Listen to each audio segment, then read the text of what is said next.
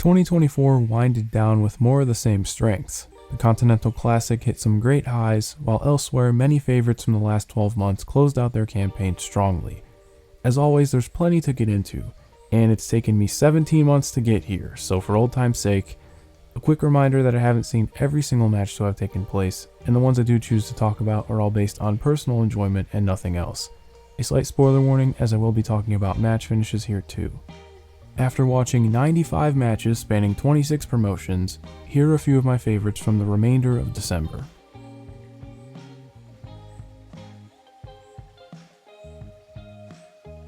The December Korakuen show from Dragongate gave us one more great performance from JACKY KAMEI, this time paired with Riiita, who has been on a roll since returning.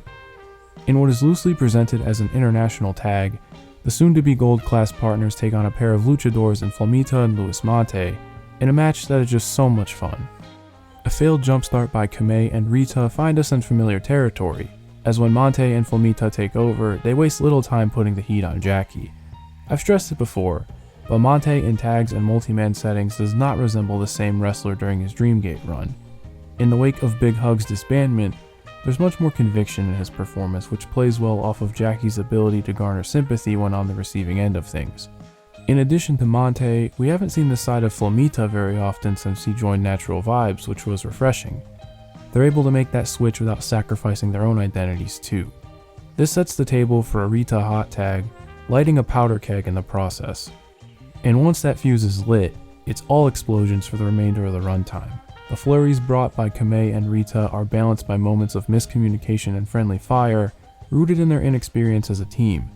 It's a nice way to shift the momentum but doesn't feel too over the top. Flamita obviously can contribute with the flashier offense, and Mante twists the knife where applicable, like using KAMEI's father in the crowd to draw heat on the outside. This is yet another match where I'd risk going into play-by-play territory in the second half, so the best thing you could do is seek this one out and strap in for the ride. This sprint does a nice job of blending some timeless tag team dynamics with the stylistic strengths of what makes Dragongate so enjoyable in the first place.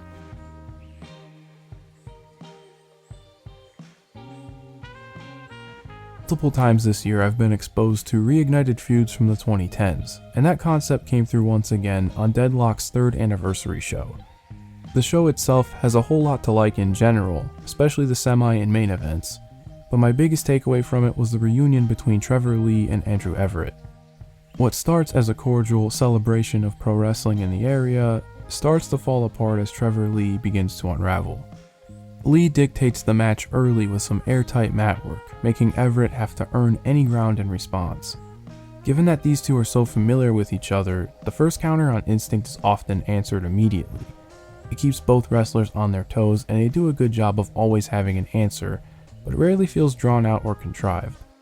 Everett finds success by leaving the mat, and any success found does not sit well with Lee. There's a palpable aggression boiling under the surface, and it's unleashed when on the outside. There's a slight pause by Lee when he registers the barricade next to him before viciously tossing Everett into it, and I think this is where the mask begins to slip. From here, the vocal quips and trash talking become more common, and there's more and more vitriol behind a lot of his offense, to the point where an Irish whip is one of the most brutal spots on the entire show. Credit to Andrew Everett for his bumping. In the time spent for Lee to show his true colors, you now have Everett ready to fight back, and the final third of this match is ramped up to 11. It's an awesome sprint to the finish, better experience for yourself. The wear on Everett's knee becomes a recurring issue, and Lee, with seemingly the fire of God behind him, explodes into an avalanche German suplex and a cave-in double stomp for the win.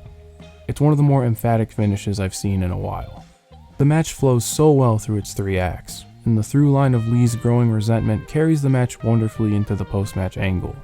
The Lee heel turn was just as good as the work that would follow, and I can't wait to see where it goes further into the year. Quick side note, this was the last DPW show to be uploaded to Wrestle Universe at time of recording, which is a shame that didn't carry over into 2025.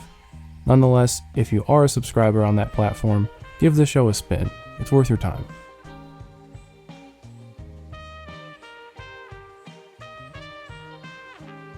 The Continental Classic continued to be one of AEW's more consistent sources of enjoyable television. The latter half of the tournament is where things peaked in my opinion.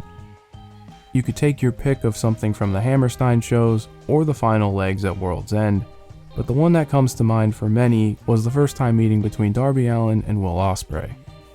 Truth be told, I found Ospreay's first year in AEW to be a mixed bag, especially in the bigger matches, but there is something undeniable about this match specifically that I would be foolish to overlook it. Darby Allin does provide spacing and a sharper focus to the match, sure, but I think it's what Darby demands of Ospreay that makes this work so well. Many would point to the side headlock early, but I think to have the full picture, you need to see what came right before it. Ospreay has the size advantage taken from him out of that first rope break, and Darby is prepared for a great deal of Ospreay's athletic retorts. It forces Ospreay to adjust on the fly. Ospreay's decision to start striking sets off the arms race that carries throughout the rest of the match. Darby answers the striking by going for his signature dives, which then creates the opening for his back to be targeted, and so on and so forth. It's an organic escalation that carries the match, but these two never sacrifice the explosiveness of their offense or bumping, or even the cleverness of all the insane counters. It's all just a bit more considerate. So much of this match easily sticks in the mind afterward because of that space given to register all the big crashes. Something like the absurd Code Red from the Stormbreaker setup could have easily gotten lost in the shuffle with a lesser opponent, or dragging out the counter sequence past its welcome. Darby demanded answers from Ospreay, but he still ended up winning the match, and I had to think about this for a while. You can't talk about this match without mentioning the disgusting styles clash to the floor, and on first viewing it's hard to not get caught up in such an insane spot.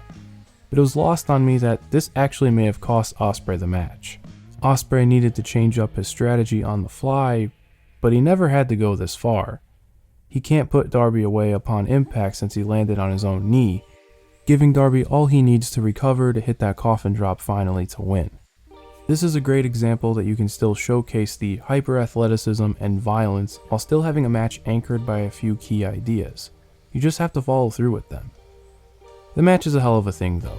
By far my favorite Ospreay match of 2024, and my match of the Continental Classic as well.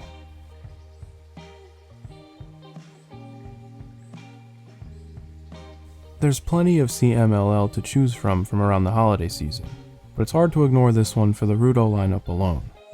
This match by no means reinvents the wheel, but when you take the basic elements and apply it to this lineup, you get a match that's a real easy watch and is bursting with personality. With its simple structure, most of the first two falls are dedicated to the heat segments, but when you have the likes of Soberano Jr. and Cavernario to milk that heat, and Hechicero to glue it together between the ropes, you have a great dynamic on your hands.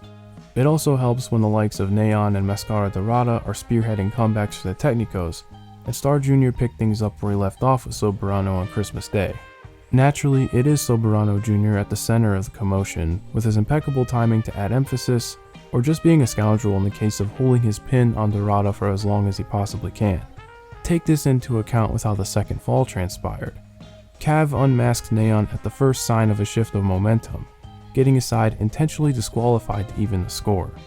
By this point, you just want to see these guys get their comeuppance. Ultimately, the climactic fall doesn't explode into that comeback, but in initial moments of brevity, there's still some good interactions. Primarily, Soberano Jr. and Star Jr. get a dedicated segment before the procession that leads to the eventual finish. Cavernario takes advantage of a ref bump to swiftly win with a low blow, stealing the win for his team. It leaves a sour taste in your mouth, but the kind that where you want to see a rematch ASAP. Luckily, it wouldn't take long for Cavernario and Neon to settle this in 2025. A nice little match, and another example of, if it ain't broke, don't fix it.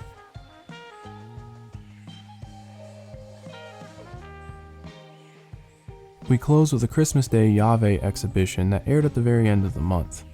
Avisman is someone I've seen glimpses of while watching a handful of Lucha independents, and feels like an ideal pairing with one of the up-and-coming practitioners of this style in Xelhua. Correct me in the comments if I'm mispronouncing that. It's a story that writes itself, the younger wrestler testing his mettle against a veteran extremely well versed in these methods. With a scenario where every hold matters, it makes each exchange feel important. While I can't speak for an audience more familiar with this style than I am, I found a lot to like here. They spend a good chunk of the opening trading standing holds, which just isn't something that I see all the time, and I thought that was pretty cool. That idea of creating friction and jostling for every inch comes across strong when these two haven't even gone to ground yet. It is Avisman who's able to bring things to the mat, and it rarely leaves it for the remainder of its runtime. The majority of the holds revolving around the neck and knees all look incredibly painful. Like, very, very painful. At 21 minutes, it might take getting some used to if you're not familiar with this type of match, and I do think the trading can be a bit generous at times. For Xelhua to really establish himself, I think I'd want to see more of an obstacle to overcome, but instead it's a battle of persistence. All the wear and tear on the knees of Avisman was too much, giving the youngster a statement victory. I don't think this necessarily reaches the heights of the Hechicero match from over the summer, but if you're into grappling, I think you'd like this one as much as I did. Given that this was the last match I'll be covering chronologically for this series, I wanted to use this as a reminder to try something new the next time you're in the mood for some wrestling. There's matches happening all over the world in styles you may have never seen before. While a lot of the noise online would discourage anyone from branching out, it's a big world. You might as well take in what you can. And before I go, here are some honorable mentions. Konomama Ichikawa vs Hiroshi Tanahashi from Dragongate, December 17th. A wonderful bit of nonsense in the best possible way. Congrats on a hell of a career to Stalker. Nigel McGuinness vs Lee Moriarty from Ring of Honor, December 20th. Any Nigel match at this stage is house money, but the setting, the rules, and the intrigue of the Moriarty pairing made for a comforting watch. Chris Statlander vs Mercedes Moné from AEW, December 28th.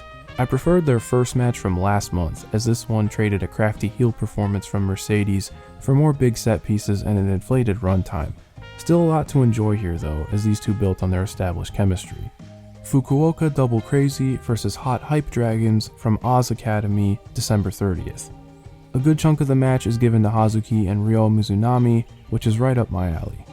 Astronauts vs Daisuke Sekimoto and Masato Tanaka from Big Japan, December 31st. Not breaking any new ground here, but the floor was always going to be high enough. And last but not least, Kazumi Kikuta vs Toru Sugiura from Big Japan, December 31st. Not just a fun bloodbath, but one where the calendar actually changes in the finishing stretch, and that novelty only feels right to leave off on. And that is it from me. If you got this far into the video, thank you so much for your time and for hearing what I had to say. We've gone through 2024 chronologically, but we're not done just yet. After a brief revision period, it'll be time for the big list, counting down my 30 favorite matches from the year that was. So be on the lookout for that, and in the meantime, you can find me on socials at Outer Stevan. Thank you for joining me at any point of this project. I'll talk to you again next time for Match of the Year.